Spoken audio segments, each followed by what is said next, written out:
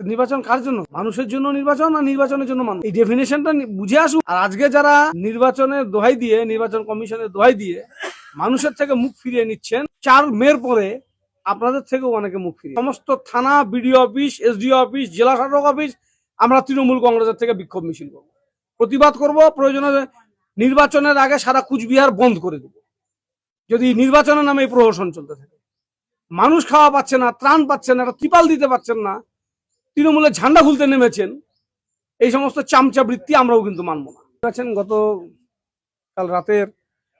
গত পরশু রাতের যে প্রবল ঝড় বৃষ্টি কুচবিহারে যে সমস্ত এলাকায় হয়েছে, তার মধ্যে কুচবিহার 1 নং ব্লকের চান্দামারি এবং কুটিমারি ফুলেশ্বরী এলাকার, কুটিমারি ফুলেশ্বরী অঞ্চলের সেদারঝাড়, শালবাড়ি, এই সমস্ত এলাকায়, শিবপুরে এবং ওখানে চান্দামারিতে বৈরাটি, এখানকার পাটকাপাড়া, এই সমস্ত এলাকায় প্রচুর মানুষের ফসলের ক্ষয়ক্ষতি হয়েছে।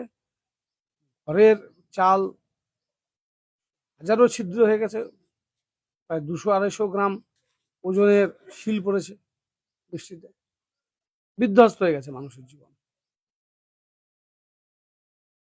যদি নির্বাচন না থাকতো, স্বাভাবিক পরিস্থিতি থাকতো, আমাদের সরকার এবং মাননীয় মুখ্যমন্ত্রী এই বিষয়গুলো অত্যন্ত সিরিয়াসলি দেখেন, সমস্ত রকম সুযোগ সুবিধা মানুষগুলোকে দেওয়া যেত। যে পরিস্থিতি নির্বাচন কমিশন, নির্যাতন কমিশন তৈরি করলেন, তাদের এই নির্যাতনে একটা অমানবিক আচরণের, অমানবিক মুখ ফুটে উঠেছে নির্বাচন কমিশনের। যে অঞ্চল আছে, অঞ্চলের সেক্রেটারি আছে, তাদের মাধ্যমে ত্রিপাল দেওয়া যাবে না। বিডিও এসডিওরা বলছেন তাদের মাধ্যমে, অঞ্চলের সেক্রেটারিদের মাধ্যমে ত্রিপাল দেওয়া যাবে না। অসুবিধাটা কোথায়? তাহলে বিডিও কিভাবে কাজ করছেন, এসডিওরা কিভাবে কাজ করছেন? মুখ্যমন্ত্রী আগেই বলেছিলেন যে ডিজাস্টার সিচুয়েশনে তাহলে কি তৈরি হবে, ঠিক একই ঘটনা হলো। তাই হলো যা মুখ্যমন্ত্রী আশঙ্কা করেছিল। ডিজাস্টার পরিস্থিতি মোকাবিলা করার জন্য কোনো লোক নেই, শুধু নির্বাচন কমিশন বলে দিয়েছে ত্রিপাল দেওয়া যাবে না, ত্রাণ দেওয়া যাবে না, কারণ নির্বাচন। নির্বাচন কার জন্য? মানুষের জন্য নির্বাচন, আর নির্বাচনের জন্য মানুষ। এই ডেফিনেশনটা বুঝে আসুন। আর আজকে যারা নির্বাচনের দোহাই দিয়ে, নির্বাচন কমিশনের দোহাই দিয়ে মানুষের থেকে মুখ ফিরিয়ে নিচ্ছেন, 4 মের পরে আপনাদের থেকেও অনেকে মুখ ফিরিয়ে নেবে।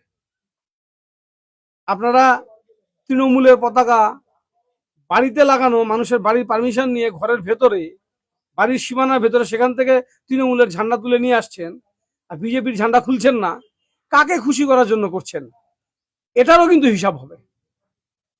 এখন আমরা এই মুহূর্তে বিরোধী রাজনৈতিক দলের ভূমিকায়, কারণ আমাদের রাজ্যের তো সরকারের সুপার ইমার্জেন্সি করে দিয়েছেন আপনারা।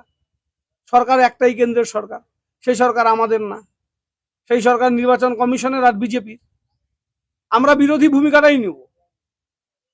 যারা এরকম দ্বিমাতৃসুলভ আচরণ করবেন তৃণমূল আর বিজেপির মাঝখানে, দ্বিমাতৃসুলভ আচরণের শিকার যদি আমরা হই, তাহলে সমস্ত থানা, বিডিও অফিস, এসডিও অফিস, জেলা শাসক অফিস আমরা তৃণমূল কংগ্রেসের থেকে বিক্ষোভ মিছিল করব, প্রতিবাদ করব। প্রয়োজনে নির্বাচনের আগে সারা কুচবিহার বন্ধ করে দেব, যদি নির্বাচনের নামে এই প্রহসন চলতে থাকে।